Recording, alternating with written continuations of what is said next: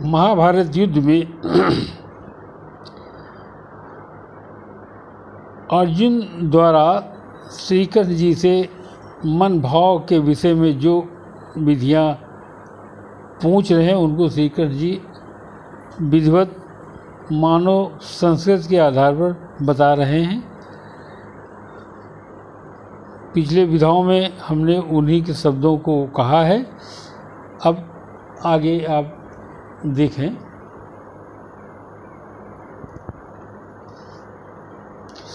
हे अर्जुन, जो जय पराजय का आसक्ति इसे त्याग कर आप समभाव का काम करें, ऐसी विधा वाला ही योग वाला कहा जाएगा। हे धनंजय, भक्त द्वारा समस्त गर्वित कार्य इससे दूर रहो, इसी से भगवान शरण को गहो।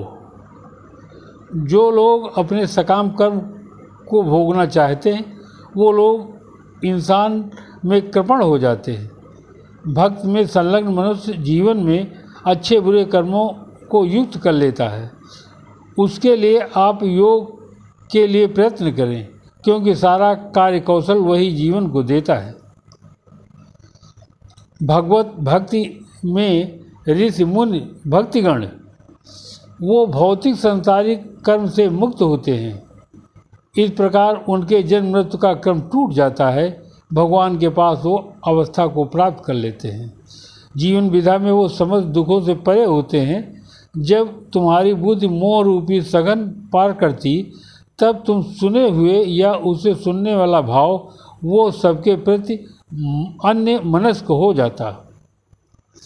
तुम्हारा मन वेद की भाषा में विचलित न हो और आत्म साक्षात्कार समाधि में स्थिर हो जाए, ऐसी विधा में दिव्य चेतना प्राप्त हो सकती। ये जीवन की विशिष्ट संस्कृत विधा है। उक्त भाव विधा में अर्जुन ने कहा, हे कृष्ण, अध्यात्म में लीन चेतना वाले को क्या लक्षण है? वो कैसे बोलता है और कौन सी भाषा है? वो किस तरह बैठता है और किस तरह चलता है? भगवान ने कहा, हे पार्थ, मनुष्य में मनोधर्म से उत्पन्न होने वाली इंद्रिय तथा तृप्त की समस्त कामनाओं को जब वो परित्याग कर देता है, तब विशुद्ध काम से आत्मा संतोष कर लेती है। इसी से सभी उसे विशुद्ध दिव्य चेतना कहते हैं। त्रय तोपों के होने पर मन विचलित नहीं होता है। असक्त भय से उसे क्रोध से मुक्त हो जाता है। ऐसे स्थिर मन वाला ही मुनि कहा जाता है। इस भौतिक जगत में जब शुभ प्राप्त होता, शुभ से प्राप्त हर्षित नहीं, अशुभ से प्राप्त से घृणा नहीं। उससे वो घृणा करता है, वो ज्ञानी स्थिर है। जिस प्रकार कछुआ अपने अंगों को समेटकर अपने अंदर कर लेता है, उसी प्रकार मनुष्य अपनी इंद्रियों को इंद्रिय विषयों में खींच लेता है। पूर्ण चेतना में दृढ़ता पूर्वक वो स्थिर हो जाता है। देहधारी यदि इंद्रिय भोग में निवृत्त हो जाए, तब भी उसे इंद्रिय भोग की इच्छा बनी रहती है। उत्तम रस के अनुभव से ऐसे कार्य बंद कर देते, तभी वो भक्त में स्थिर हो जाता है। हे अर्जुन, इंद्रिय अति प्रबल वेगवान होता, उस विवेकी पुरुष के मन को भी वो बलपूर्वक उसको हर लेता है और उसे बस में करने का प्रयास करता है।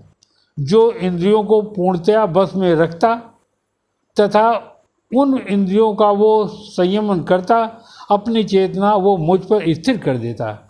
इसलिए मुझे स्थिर बुद्धि वाला कहा जाता है। इंद्रिय विषयों के चिंतित होने से वो उसमें आसक्ति उत्पन्न कर देता है। ऐसी आसक्ति जो काम उत्पन्न कर देती, फिर काम के बाद उसमें क्रोध प्रकट होता है। क्रोध की वजह पूर्ण मोह उत्पन्न हो जाता है तथा मोह से स्मरण शक्ति भ्रमित हो जाती है। जब स्मरण शक्ति भ्रमित हो जाती, तब उसका बुद्धि कष्ट और नष्ट हो जाता है तथा वह मनुष्य भवकूप में गिर जाता है। समस्त राग और दोष से मुक्त होने से तथा संयम द्वारा बस में करने से समर्थ व्यक्ति भगवान की पूर्ण कृपा पाता है। इस प्रकार कृष्ण भगवान युक्त व्यक्ति में उसके तीनों ताप नष्ट हो जाते हैं। ऐसी तुष्टिवाद चेतना की विधा से उसकी बुद्धि स्थिर हो जाती है। जिसकी कृष्ण भावना मृत में होती तब वो परमात्मा से संबंधित नहीं हो पाता। उनकी बुद्धि जो दिव्य नहीं होती और न ही उनका मन स्थिर हो पाता है, उसके बिना शांत में सद्भावना नहीं होती। शांति के बिना कभी सुख नहीं दे सकता। जिस प्रकार पानी में नाव तैरती, प्रचंड भीषण युद्ध वायु उसको बहा ले जाती है, उसी प्रकार विवरणशील इंद्रियों में किसी प्रकार पर उसका मन लगा रहता है, तभी वो मनुष्य की बुद्धि को हर लेता है। हे महाभाव, जिस प्रकार मनुष्य की इंद्रियां अपने बस में रहती हैं, विषयों में अलग होती हैं, उसकी बुद्धि निसंदेश विधा में रहती। प्रकृति में सभी जीवों के लिए होती रात्र किसी आत्म संयमी के जागने का समय होता है। समस्त जीवों को जागने का समय होता है। ऐसे में आत्मनिरीक्षक मुनि के लिए होती है रात्रि। जो पुरुष समुद्र में बहते पानी नदी की तरह हैं, अपनी इच्छाओं की तरह विचलित नहीं होते, सदैव स्थिर रहकर शांति प्राप्त कर सकते हैं, वो नहीं तो इच्छाओं की तुष्टि हेतु इच्छा रखते हैं। जो व्यक्ति इच्छा की तृप्ति हेतु समस्त इच्छाओं का परित्याग कर देता, तभी वो इच्छाओं से रहित हो जाता, वास्तव में वही शांति को प्राप्त कर लेता है। कर्म का आध्यात्मिक ईश्वरीय जीवन पथ है, जिसे प्राप्त करके मनुष्य मोहित नहीं होता। यदि किसी जीवन में अंतिम समय ऐसा हो, तब वो उस भगवत धाम में प्रवेश कर जाता है। धन्यवाद। रन बहादुर सिंह।